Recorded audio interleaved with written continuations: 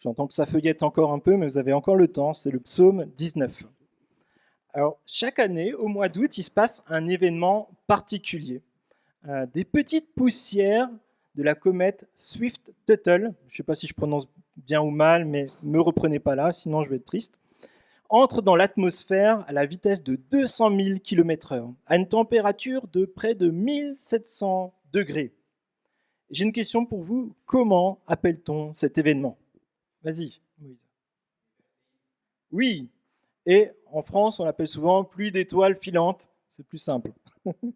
Mais oui, c'est ce temps-là. Et durant ce temps, et je vous invite à le vivre parce que c'est en train de se dérouler là, le plus fort c'était le 12 et 13 août, mais ça continue là.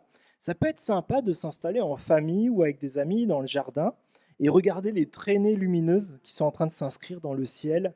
Et c'est un beau spectacle à vivre ensemble, peut-être avec une tisane ou autre chose, et à regarder finalement la beauté de la création. Et je nous pose cette question, quand pour la dernière fois avons-nous levé les yeux pour admirer les étoiles? Quand pour la dernière fois avons-nous admiré les étoiles? Et dans ce psaume, nous allons voir que la révélation de Dieu est puissante, parce que la parole de Dieu est le bien le plus précieux de l'humanité. Et on va voir que la gloire de Dieu est proclamée à tous. Tous les habitants de la terre voient proclamer la gloire de Dieu. La parole de Dieu, c'est pas juste un morceau de papier. Bien sûr, c'est important qu'on la met. La parole de Dieu, c'est quelque chose qui agit en profondeur dans nos cœurs et réjouit notre cœur. Et on va voir que par rapport à ça, un serviteur de Dieu, un disciple de Jésus, doit mener le combat contre le péché. Et je vous invite à la lecture du psaume 19. Au chef de chœur, cantique de David. Tous les cieux proclament combien Dieu, tu es glorieux. L'étendue céleste publie l'œuvre de ses mains. Un jour en informe un autre, une nuit à l'autre nuit, en transmet la connaissance. Ce ne sont pas des paroles, ce ne sont pas des discours ni des voix qu'on peut entendre. Cependant, leur voix parvint jusqu'aux confins de la terre et leur accent dans tout l'univers. Dieu a dressé dans le ciel pour le soleil une tente, comme un jeune époux qui sort joyeux de sa chambre, comme un champion qui s'avance, ravi de prendre la course. Surgit le soleil. Tout à l'orient, il se lève et son parcours se prolonge jusqu'au seuil de l'horizon. Il n'est rien qui se dérobe à l'ardeur de ses rayons. La loi de Dieu est parfaite, elle nous redonne vie. Toutes ces affirmations sont dignes de confiance. Aux gens sans détour, elles donnent la sagesse. Justes sont ses exigences. Elles font la joie du cœur et ses ordres sont si limpides. Elles donnent du discernement. Le respect de l'Éternel est pur. Il subsiste à tout jamais. Les décrets de l'Éternel sont vrais. Ils sont parfaitement justes. Ils sont bien plus désirables que beaucoup de lingots d'or, plus savoureux que le miel, le plus doux coulant des ruches. Ton serviteur éternel en tire instruction. Il y trouve un grand profit qui connaît tous ses faux pas. Pardonne-moi les péchés dont je n'ai pas conscience. Garde aussi ton serviteur des pensées d'orgueil, qu'elle n'ait pas sur moi, pas la moindre emprise. Alors je serai intègre, innocent de grandes fautes. Veuille agréer mes paroles. Reçois favorablement ce qu'a médité mon cœur. Ô Éternel, mon rocher, mon libérateur. Et je vous invite à prier. Oui, Père, je te prie, s'il te plaît, que nous puissions encore nous émerveiller devant ta création, devant ta parole, et que ça puisse changer nos vies. Je te prie, s'il te plaît, que durant ce temps où nous méditons ta parole, que tu puisses œuvrer en profondeur dans nos cœurs, dans nos pensées, dans notre façon d'agir, pour que nous te ressemblions davantage, pour que nous vivions pour toi. Seigneur, je te prie ainsi, dans le nom de Jésus. Tous les cieux proclament combien Dieu est glorieux. L'étendue céleste publie l'œuvre de ses mains.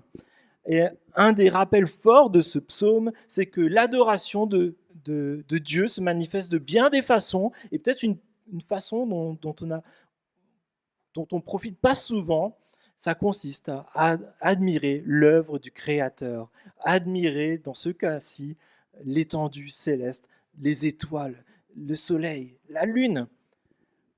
Quand pour la dernière fois nous sommes-nous arrêtés pour admirer cela?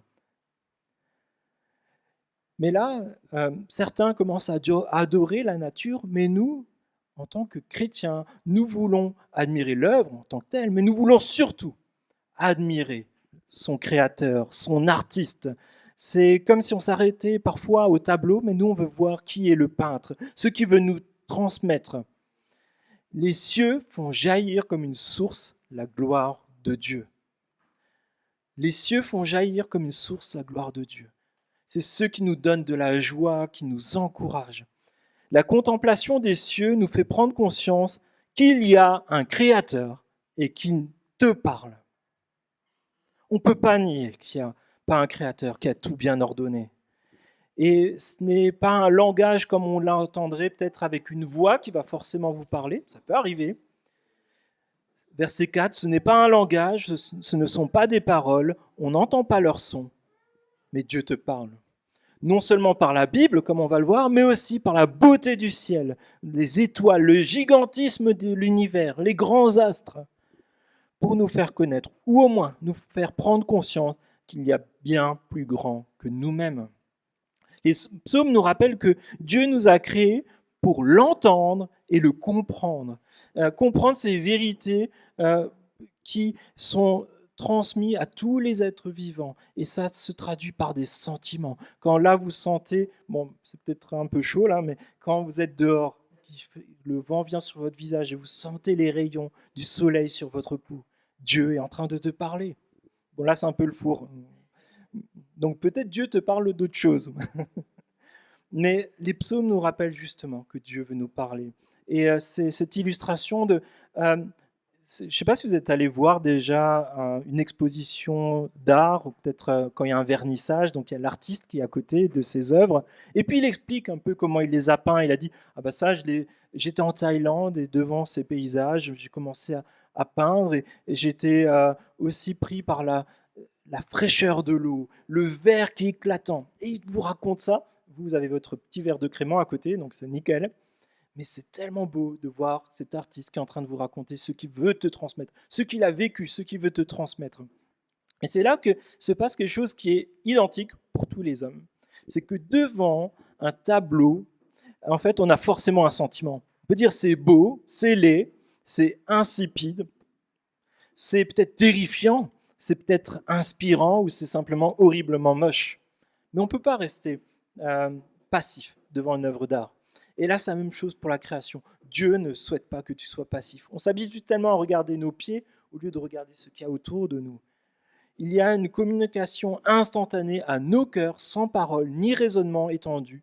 C'est glorieux ou non. Et ce que fait Dieu, c'est glorieux. La gloire de Dieu n'est pas une réalité qui peut être transmise uniquement par des paroles ou lors de la prédication. C'est quelque chose à vivre et à ressentir. Et cette découverte spirituelle se goûte et produit la recherche de ce goût qui est saint, pur et glorieux. C'est une révélation de Dieu qui donne envie d'explorer la gloire de Dieu. Avec Nadia, je pense que je vous l'ai déjà raconté, une fois on a fait une sorte de petit stage œnologique. Donc une matinée, on a goûté des vins. Et j'ai failli ramener un verre de vin ce matin, mais je l'ai oublié. Mais les œnologues, ils ont vraiment la capacité de nous faire voyager avec leurs trouvailles. Donc il prend le verre, il regarde d'abord la robe, il dit ah là c'est pour un vin blanc, il va dire robe or pâle, brillante au reflet jaune, nez fin et complexe, d'abricot mûr, le miel et de tilleul, évoluant avec des notes de poire Williams et d'orange confite, bouche tendre et soyeuse, marquée par la fraîcheur finale et les notes de poire. Vous entendez ça? Moi j'ai déjà l'eau à la bouche. Surtout si on a un peu soif, qu'on a chanté fort. Mais si nous l'entendons et nous le voyons, mais ne le goûtons pas, nous restons frustrés. Et ce matin, j'ai envie de te dire, ne reste pas frustré. Dieu veut te donner quelque chose de bon. Ce que je trouve remarquable aussi avec les commentateurs gastronomiques, c'est qu'ils sont passionnés et impressionnés par ce qu'ils découvrent, ce qu'ils font. comment ils marient les arômes, et ils sont capables de nous mettre l'eau à la bouche. Même si tu détestes les choux de Bruxelles, ils peuvent te donner envie d'en manger. Et tout ça, ça tient qu'à une chose, la passion. Et c'est là où je me pose la question, est-ce que nous sommes passionnés? Est-ce que nous sommes des œnologues ou des hédonistes de la gloire de Dieu? Est-ce que nous cherchons autour de nous la gloire de Dieu pour la palper, la sentir, la goûter? Et c'est là où je fais le constat pour moi, je crois que bien souvent, on donne un peu l'impression d'être blasé. Je ne sais pas vous, mais on a l'impression parfois, ou c'est ce qu'on transmet, parfois on donne un peu le côté où on a tout vu, on a tout entendu, alors que l'univers est infiniment grand. On l'a chanté.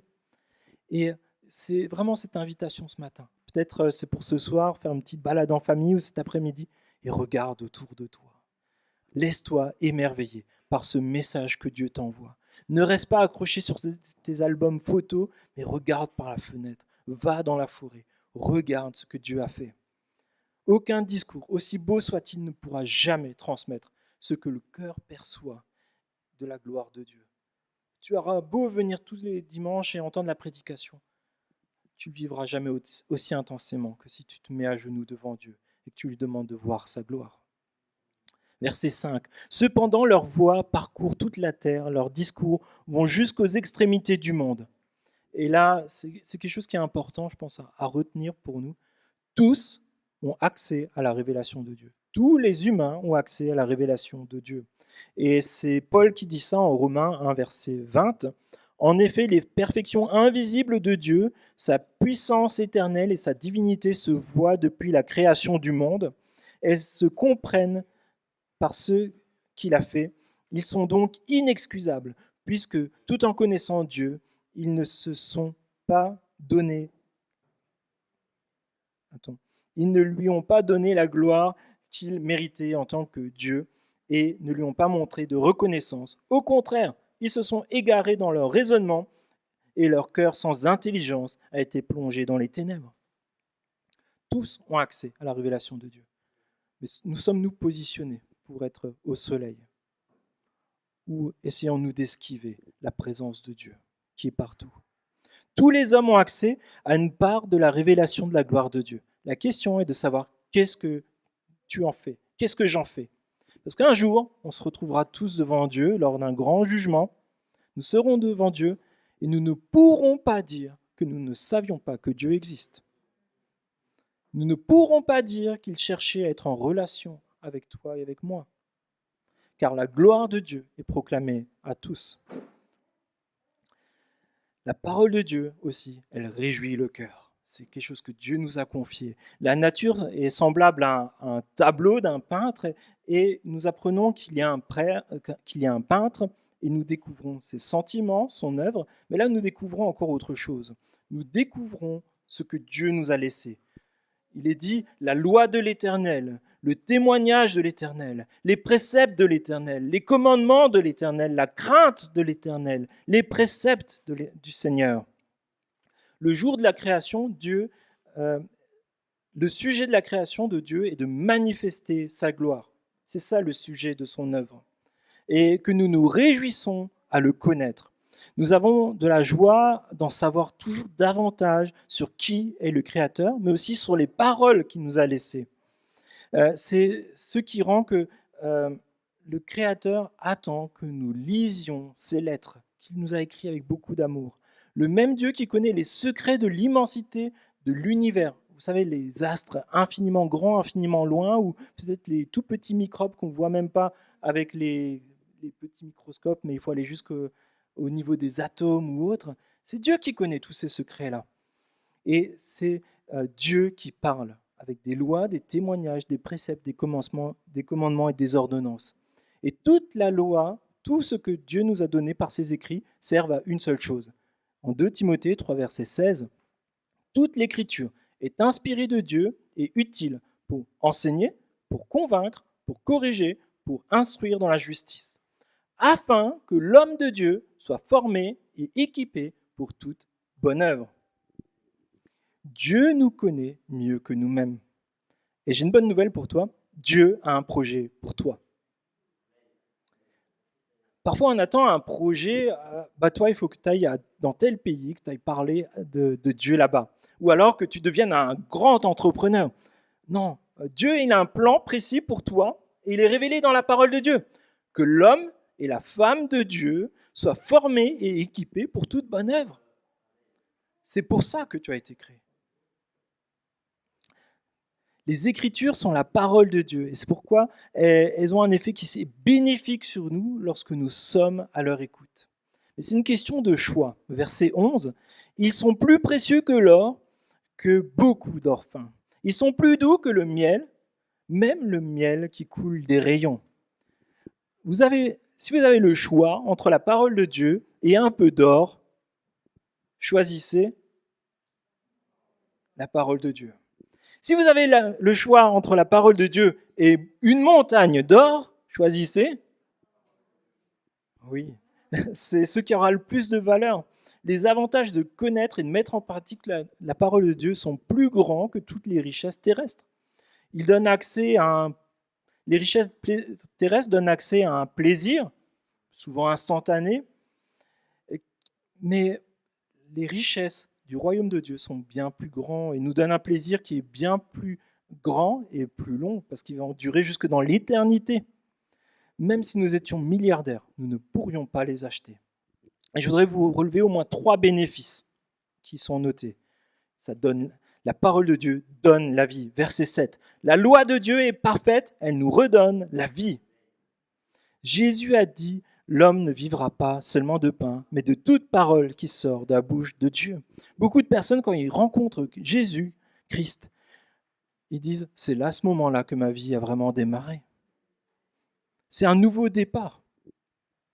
Et Jésus a jeûné 40 jours. Je pense que vous vous souvenez, il s'est fait baptiser pour nous montrer son exemple, et après il a jeûné 40 jours dans le désert. Mais bien sûr, il y avait d'autres choses, mais par ce jeûne, il nous a montré au moins quelque chose de très important.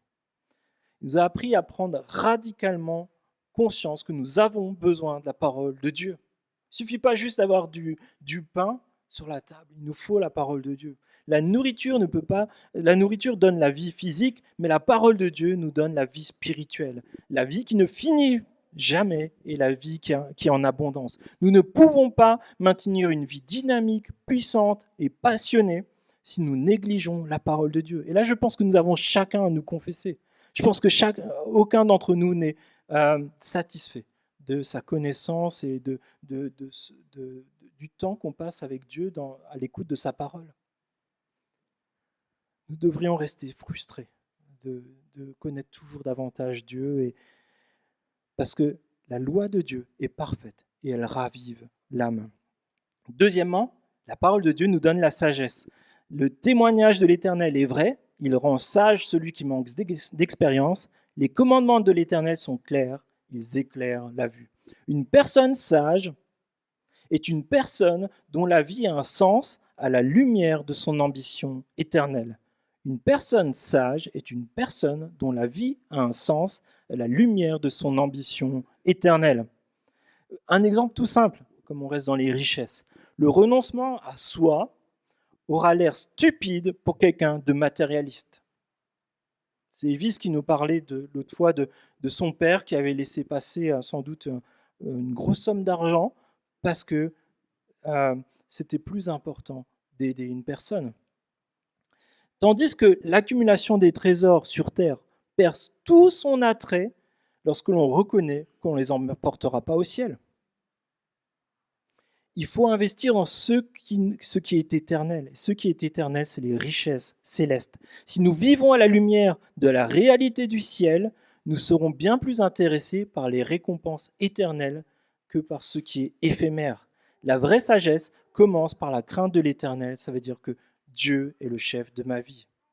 Troisièmement, elle nous donne la joie. La loi de l'Éternel est parfaite, elle donne du réconfort. Les décrets de l'Éternel sont droits, ils réjouissent le cœur. Quel est votre plat le plus fin que vous ayez jamais mangé? Bon, il y a des personnes, j'arrête de demander les plats parce qu'elles me disent qu'elles aiment tout ou elles aiment rien. Donc. Foie gras, d'accord? Avec un confit dedans. Denise, ouais, elle aime tout. Oui, tu vraiment pas la bonne candidate pour cette question-là. Il faut vraiment que j'arrête de te demander. La morue avec des oignons, la dorade, Laetitia. D'accord, les cornflakes, il y a de tout, hein. Des haloco. Imaginez maintenant vraiment le plat que vous aimez le plus.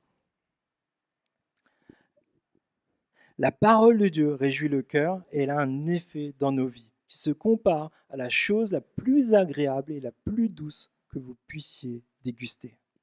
Pour David, c'est le miel frais directement sorti du rayon. Et pour toi, ça sera encore meilleur. Plus nous connaissons la parole et le contenu de la Bible, plus nous l'expérimentons. Ce n'est pas juste une question de comprendre les choses, c'est une question de l'expérimenter. Plus nous éprouvons aussi une joie surnaturelle qui en découle. Et c'est là que se pose la question, mais comment avoir une lecture de la Bible qui est dynamique et qui nous fait ressentir des choses? Tu peux avoir un projet de lire la Bible dans son ensemble pour mieux la comprendre dans son ensemble, et c'est très bien, et il faut le faire, hein, je vous encourage, mais pourquoi pas simplement prendre un évangile, vous lisez un paragraphe, ce que vous arrivez à mémoriser, vous le résumez. Par exemple, Jésus dit l'homme ne vivra pas de pain seulement, mais de toute parole de l'Éternel. Qu'est-ce que ça veut dire pour moi? Quelle est la place de la nourriture dans ma vie? Quelle est la place de la parole de Dieu dans ma vie? Vous réfléchissez juste à ça dans la journée et un moment, vous priez, vous dites, oui Seigneur, je veux que tu sois le premier et que j'apprenne à succuler ce que tu me donnes. C'est tout simplement ça, une lecture dynamique de la Bible. C'est de méditer la parole de Dieu par petits morceaux pour que ça nous imprègne et que ça nous transforme. Parce que la parole de Dieu, elle réjouit le cœur. Et aussi, ça fait partie de ce psaume, le serviteur de Dieu combat le péché. Un disciple de Jésus pêche encore et cela crée une grande tension en nous. Autour de vous, il n'y a aucune personne qui n'arrive pas à pécher. Et c'est un peu comme si on était cet élastique qui est tendu entre ceux qu'on souhaiterait être, des chrétiens qui ne pêchent pas, et des chrétiens en fait qui pêchent sans même s'en rendre compte par moment. Et on est parfois en tension comme ça, et c'est tellement difficile, mais c'est Dieu qui le permet, pour nous amener à la repentance et à lutter contre le péché. Mais en aucun cas pour abandonner le combat contre le péché ou se complaire dans le péché, vous savez, en profiter, ou encore moins se morfondre et dire « Ah, de toute façon, j'y arriverai jamais ». Le roi David, quand il écrit ça, il est riche, il est puissant, il a accès à tous les plaisirs qui sont liés à sa fonction de roi. S'il veut quelque chose, il le demande, il l'a. Mais ce que David dit, c'est que Dieu et la parole de Dieu est la source de son plaisir. Et c'est l'autorité qui dirige ses pas. Et si Dieu dit « ne fais pas ça », il ne le fera pas. En tout cas, c'est ce qu'il dit. La lecture de la Bible ne consiste pas en un acte intellectuel, comme on l'a dit. Ce n'est pas comme lire des livres d'histoire, des biographies, des poèmes ou des modes d'emploi Ikea. Il s'agit d'une histoire d'amour avec Dieu. Ce sont les écrits de la personne qui vous aime le plus au monde et qui attend de votre part une relation qui est souvent décrite comme une relation père-enfant. Imaginez, vous découvrez une boîte dans laquelle vos parents vous ont laissé une lettre ou plusieurs lettres que vous aurez à ouvrir à chaque fois, à chaque année de votre vie, à votre anniversaire, des messages qui vous ont écrits à l'avance. Ce que Dieu a fait pour nous. Il nous a laissé un message personnel que nous découvrons chaque jour un peu davantage. Parce que Dieu nous parle selon les différentes périodes de notre vie. Plus nous aimons Dieu, plus nous haïrons le péché. Combattre le péché sans d'abord aimer Dieu de tout notre cœur, ça ne marchera pas. Est-ce que David ne commettait pas de péché? Oh, bien au contraire. Hein. Pour combattre le péché, il faut connaître son ennemi et y faire face. Quel est le péché avec lequel tu luttes? Quel est le péché où peut-être tu dis ouais, il n'est pas si grave aussi? Parce qu'il y a deux façons de pécher qui nous sont décrites. La première, c'est de ne pas avoir connaissance du péché. Verset 13, qui connaît tous ses faux pas? Point d'interrogation. Pardonne-moi les péchés dont je n'ai pas connaissance. Est-ce que je peux ignorer que je pêche? Oui, d'une certaine façon. Nous pouvons pécher car nous ignorons ce que Dieu déclare d'un certain sujet. Par exemple, est-ce que tout le monde sait qu'il faut respecter ses autorités? Oui, peut-être, mais comment on fait pour les respecter? Ça, c'est encore autre chose. L'importance de l'église locale. Tout le monde peut dire, oui, l'église locale, c'est important. Mais comment est-ce que je le manifeste concrètement dans mon quotidien? Ou l'importance du mariage. Oui, c'est important le mariage, mais comment je le manifeste dans mon quotidien? C'est pas juste de connaître des sujets, c'est en comprendre les conséquences. Oui, cela peut arriver de pécher car l'on ignore ce qu'enseigne la Bible sur l'un ou l'autre sujet. Toutefois, je pense très sincèrement qu'au bout de quelques mois de vie chrétienne et d'une lecture de la Bible régulière, au moins du Nouveau Testament, ces situations arrivent quand même de moins en moins fréquemment. Et Dieu nous éclaire au fur et à mesure pour affiner les choses. Nous pouvons aussi avoir des réflexes de péché qui nous font prendre des décisions sans consulter Dieu, sans vérifier qu'est-ce qu'en dit la Bible ou simplement sonder les motivations de notre cœur. Parce que parfois, on fait des choses bien, mais pour les mauvaises raisons.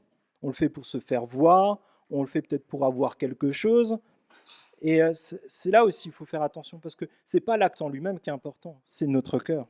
Ce n'est pas nécessairement l'action qui est mauvaise, mais c'est la motivation. Je suis désolé, on n'a plus de montre à l'église, donc ça va, on est dans les temps. Et c'est là où enfin, faut pas vous sentir concerné par ce que je vais dire, mais est-ce qu'il y a des domaines dans lesquels on a besoin de faire un peu ce tri-là? Quels sont ces péchés, en fait, qui viennent du cœur? Pas ce qu'on fait visiblement, les choses qu'on fait avec un mauvais cœur.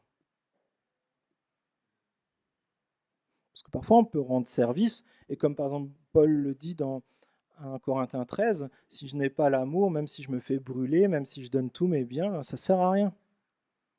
Est-ce que ce qu'on fait, c'est motivé par l'amour? Je voudrais vraiment qu'on puisse se sonder et laisser Dieu travailler nos cœurs sur ces domaines-là, parce qu'on peut faire des choses qui sont bien en soi, mais pas pour les bonnes raisons. Personnellement, je crois que le vrai problème est notre niveau d'hypocrisie, en fait. C'est le problème le plus important, je pense, et on a du mal à l'admettre. Je vais vous donner un exemple, justement, de David qui a écrit ce psaume. Il y a le prophète Nathan, qui est venu voir le roi David pour lui révéler le péché d'un homme du peuple. Ça se trouve en 2 Samuel 12. Je vais juste lire le passage, pas la peine de le chercher. Dans une ville vivaient 2 hommes, l'un riche et l'autre pauvre. Le riche possédait beaucoup de moutons et de bœufs. Le pauvre n'avait qu'une petite brebis qu'il avait achetée et qu'il élevait. Elle grandissait chez lui auprès de ses enfants, elle mangeait de son pain, buvait à son bol et couchait dans ses bras. Elle était pour lui comme une fille. Un jour, un voyageur arriva chez l'homme riche, mais celui-ci ne voulut pas prendre une bête de ses troupeaux de moutons ou de bœufs pour préparer un repas aux voyageurs de passage. Alors il alla prendre la brebis du pauvre et la fit apprêter pour son hôte. Cette brebis que cet homme aimait tellement, dont il prenait soin, quelqu'un qui avait le pouvoir, il a simplement dit, prenez pas chez moi, allez chez lui, il en a une. Sans prendre garde à cette personne. David, il entend ça et il se met dans une colère violente. David entra dans une violente colère contre cet homme. Il dit à Nathan, aussi vrai que l'Éternel est vivant, l'homme qui a fait cela mérite la mort. Il restituera 4 fois la valeur de la brebis pour avoir commis un tel acte et avoir agi sans pitié. Et là, Nathan, en face de lui dit, alors pourquoi as-tu méprisé ma parole en faisant ce que je considère comme mal? Tu as assassiné par l'épée Uri le Hittite. Tu as pris sa femme pour en faire la tienne et lui-même tu l'as fait mourir par l'épée. Violent. Quand c'est pour les autres, on est souvent un peu plus... On sait qu'est-ce qui est bien ou pas. Hein. Mais quand c'est pour soi, on se sent moins concerné. David, j'imagine qu'après ça, il ne devait pas se sentir bien. Je pense que Nathan, en y allant, a dû se dire « je ne reviendrai jamais ». Mais Dieu a utilisé ça pour lui parler. David ne s'est pas du tout senti concerné au début. Et nous, est-ce que quand nous regardons dans le miroir, qu'est-ce que nous voyons? Est-ce que nous voyons la réalité ou nous voyons cette image qu'on préfère brosser? Est-ce que tu as un miroir ou est-ce que tu as un tableau de toi sans cerne ni ride? Nous sommes bien plus regardants au péché des autres que du nôtre. Et assez d'étrangement, je pense qu'on le constate facilement, ce qui nous déplaît le plus chez les autres, c'est nos propres défauts. Je suis le seul comme ça? Non, non. Heureusement, nous pouvons demander à Dieu de nous donner la possibilité d'être intègres et à l'écoute du Saint-Esprit, de sonder nos cœurs, de nous transformer. La seconde façon de pécher, verset 14, préserve aussi ton serviteur du sentiment d'orgueil, qu'il ne domine pas sur moi. Alors je serai intègre et je ne commettrai pas de grands péchés. Alors comprenez bien qu'il n'y a pas une sorte de hiérarchie de péchés, des grands, des petits, de faire que des petits, pas de grands. Enfin, il n'y a pas une sorte de cagnotte, quoi. Ni de catégorie. Donc on ne peut pas dire oui, ben lui c'est un meurtrier, mais lui c'est qu'un voleur en fait. C'est pas comme ça que ça marche les péchés. Hein. Mais pour résumer, le péché conscient, donc quand on a conscience de qu'on est en train de pécher, est une question d'arrogance vis-à-vis de Dieu. Lorsqu'on pêche, alors qu'on le sait, c'est qu'on est arrogant vis-à-vis de Dieu parce qu'on se dit, en fait, là, c'est mon domaine à moi, c'est pas toi qui décides. C'est ça qu'on dit à Dieu finalement. Cela consiste à dire que mon avis est plus important que celui de Dieu et de faire comme si nous étions juges de ce qui est bien ou mal.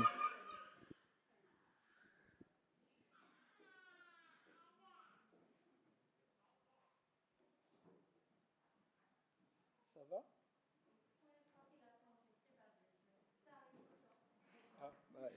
Chez nous aussi, ça arrive tout le temps. Ça fait un gros boom quand même. Hein. Du coup, bon, on a fait le constat, on a plusieurs problèmes différents, mais comment faire face à ce type de péché? Concernant les péchés inconscients, nous pouvons prier comme David, pardonne-moi les fautes que j'ignore, révèle-moi mes péchés afin que je puisse les éviter. C'est une prière pour que Dieu nous éclaire, nous donne du discernement. Mais ça veut aussi dire que il faut écouter, hein. Ça ne suffit pas juste de réciter, hein. Il faut aussi être à l'écoute de Dieu et nous mettre dans une position où Dieu peut nous parler.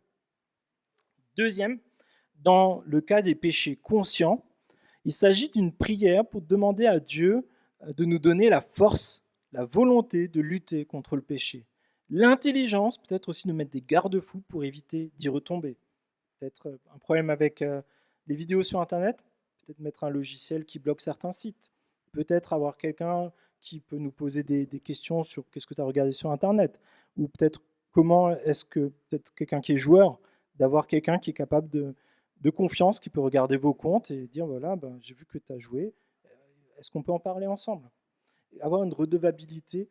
En fait, ce qui donne la puissance au péché, c'est quand il est dans les ténèbres. Si on le met à la lumière avec quelqu'un de confiance, quelqu'un qui est ancré dans la Bible et la parole de Dieu et qui vous aime, ça vous aidera aussi. C'est une des pistes. Nous pouvons aussi demander justement d'avoir davantage d'amour et d'attention pour la personne de Dieu. Et idem pour nos prochains. Plus nous sommes centrés sur Dieu et nos prochains, moins nous sommes centrés sur nous-mêmes et moins nous agissons de manière malhonnête, moins nous péchons par égoïsme ou vanité ou par plaisir de se faire voir. Mais retenez surtout ça, le serviteur de Dieu combat le péché. Et des moments où on va tomber, on ne va pas y arriver, ça c'est pas grave. Ce qui est important, c'est de rester dans le combat, ne pas abandonner. Ne sortez pas de ce lieu avec l'idée que le combat du péché, c'est facile. Il y a une sorte de recette ou une méthode Ikea. Non, c'est pas ça. C'est pas une prédication. Il n'y a qu'à faucon. Voilà, c'est dit, débrouillez-vous. Non. Vous n'êtes pas la seule personne en galère avec le péché. Ou bien que ce problème ne vous concerne pas, sentez-vous concerné. Ce matin, je souhaite que nous ressortions imprégnés de la gloire de Dieu, qui se manifeste dans sa sainteté et dans tout ce que nous pouvons observer autour de nous. Aussi que nous soyons imprégnés de l'amour formidable que Dieu a pour nous, malgré la laideur de nos cœurs, le côté présomptueux qu'on a, ou notre côté centré sur nous-mêmes. C'est possible de faire face, car Dieu a fait le choix de nous aimer. Ce n'est pas sur nos forces qu'il faut compter, mais sur la force et l'amour de Dieu. Dieu nous a aimés au point d'envoyer Jésus venir sur cette terre, souffrir et mourir sur la croix, pour que nous puissions être pardonnés, pour que nous puissions vivre pour Dieu. Il n'y a pas de petits péchés, car Jésus a souffert pour chacun de nos péchés, qu'ils soient petits ou grands. J'ai vu récemment un article de journal qui disait une lettre codée de Napoléon dans laquelle il déclare vouloir détruire le Kremlin a été vendue à 180 000 euros. Elle a été achetée sans doute par un grand fan de l'empereur. Et je nous pose cette question, je me la pose à moi. Est-ce que ma Bible est mon bien le plus précieux? Est-ce que la parole de Dieu est mon bien le plus précieux? Est-ce que nous sommes fans de notre Créateur? C'est peut-être l'occasion pour plusieurs d'entre nous de nous rappeler que la parole de Dieu est le bien le plus précieux de l'humanité, et mon bien le plus précieux. Et ce par quoi nous voulons vivre une vie personnelle, une vie de famille, une vie d'église qui est éclairée et sage. Et je vous invite à la prière avant que nous prenions un dernier chant.